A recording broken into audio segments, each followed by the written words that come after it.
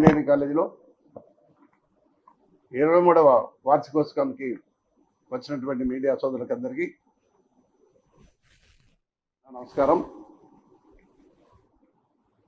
ఎందుకంటే విద్య అనేది ప్రతి ఒక్కరికి అందించవలసిన అవసరం ఉంది.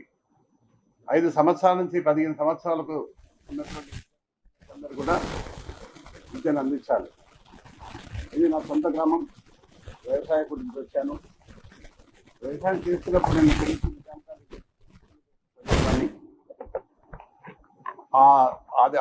ఆ ఎక్స్పీరియన్స్ నాకు ఏ విధంగా సరే కాలేజ్ పెట్టాలి ఇక్కడ కానీ కేజీ టు పీజీ పెట్టాలనుకున్నప్పుడు కేజీ టు పీజీ వరకు టీఆర్ఆర్ కానీ టీకేఆర్ కానీ ఈరోజు మా విద్యా సంస్థలు నడుస్తూ ఉన్నాయి. గత 23 సంవత్సరాల నుంచి ఒక 70,000 మంది ఫార్మసీ పాలిటెక్నిక్ 70 మంది స్టూడెంట్స్ పాస్అవుట్ అయినారు. ఇది నాకు చాలా సంతోషమైన విషయం.